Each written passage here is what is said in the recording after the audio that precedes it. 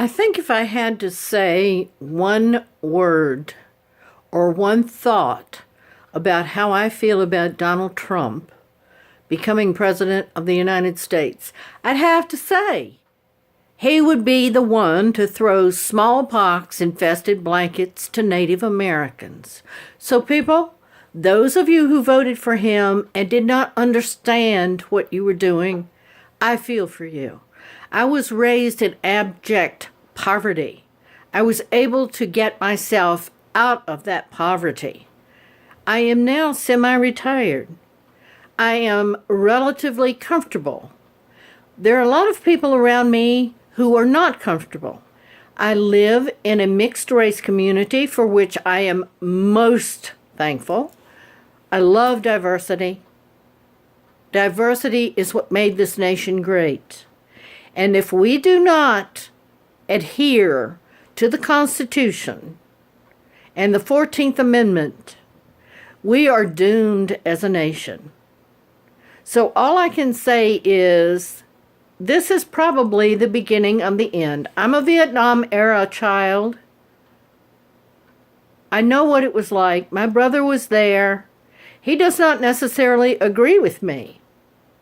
But to have Donald Trump as President of the United States and to have the cabinet that we have is a death blow for our democracy.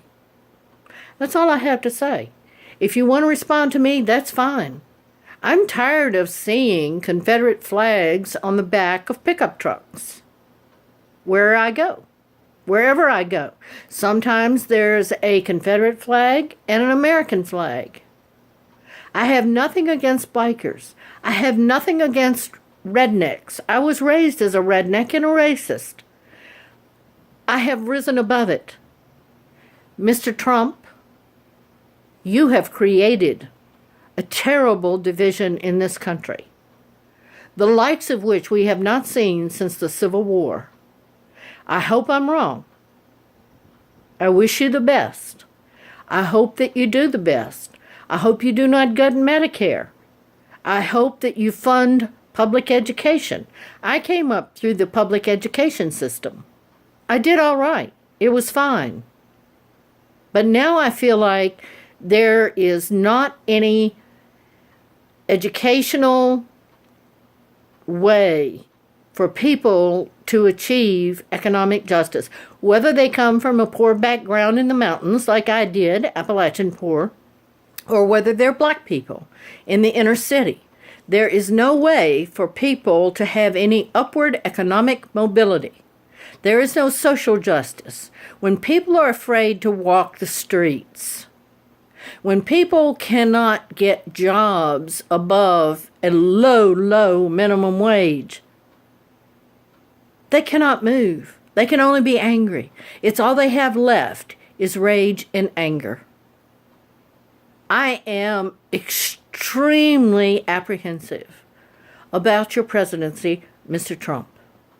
I voted for Obama twice. He was an incredible president. I'm very happy about what he did. I am extremely proud of the ACA. I will not call it Obamacare because that's a derisive term.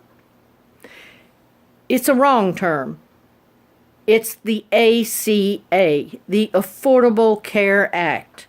And for those people who did not understand and who, out of racist angst or whatever reason, thought that Obamacare should be abolished and that it would not be the Affordable Care Act, and who were on the Affordable Care Act for insurance for their lives. I was on it for a year. Had I not been on it, I would be dead now. And so I have to say to you, listen to the people. You have never done that. You've never listened to anyone. It's time now. You're president. Do the work. You are not a rich playboy. You are president of the United States of America, and I expect for you to do the job. Do the work. Go to the White House. Divest yourself of your businesses and your wealth and your sham and work for the people of the United States, especially those people who voted for you and put their trust in you. You have an obligation now to them. The biggest obligation you have ever had in your life. Get rid of the money, get rid of the racism, and become the president of all the people of the United States. LGBTs, black people, Asians, and especially poor people. Especially the poor. I grew up without health care. I managed to live through it. But not all people do. I got lucky. I was able to be educated. I was able to be upwardly mobile. I'm the first person in my family to ever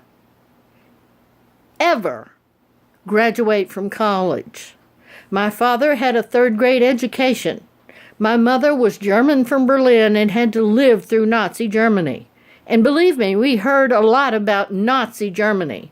This is not Nazi Germany, Mr. Trump. So get off your high horse, do your job, follow the Constitution, and serve the people who voted for you.